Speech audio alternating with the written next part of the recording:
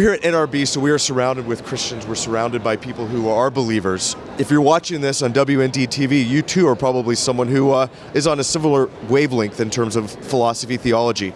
But for those out there who don't want to grasp this reality, the prevailing theology of America is increasingly liberalism. It's a godless liberalism.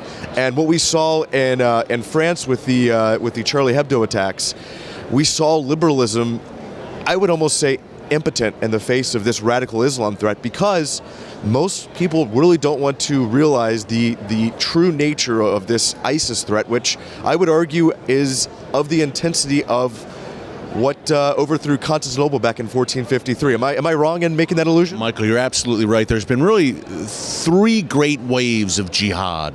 The first wave led by Muhammad, Islam's prophet, out of the Arabian Peninsula in the 7th century. The second great wave under the Ottoman Empire. And remember, look, these are guys, talk about the Crusades, President Obama. The Muslim hordes seized large parts of Europe. Conquered Spain, conquered Sicily. The Crusades were, in my view, a defensive response by Western Europe after 400 years of Muslim aggression. That said, what we've seen since 1979, Michael, is the proliferation of the third great wave of jihad. And right now, we are in such a precarious place right now. And I'm glad you mentioned the spiritual dimension to this battle, because at the end of the day, this is a spiritual struggle. Evil exists. And the president can't acknowledge that because he is a moral relativist. Liberalism, leftism, at the end of the day, morally relativistic, stands for nothing. It's soulless. In many cases, they're defending the radical Islamists. This is a Winston Churchill moment. Look, we're in 1939 right now. And the barbarians are not just at the gates, they're inside the gates. And Churchill saw the gathering storm. He was the only Western leader who saw it. He was roundly mocked and ridiculed in the late 1930s, early 1940s. Today, ironically enough, the only guy who sees the gathering storm is Benjamin Netanyahu, the Israeli prime minister.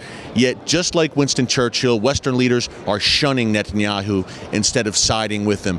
We're in a scary place right now, but we know that God still sits on the throne. That's what gives me encouragement. ISIS is a very tough subject to write about, but knowing that God still sits on the throne is so encouraging. And man, I'd hate to be an atheist right now. I really would, because we know how this script ends. We know that we win. And that's what keeps me going. ISIS will be defeated.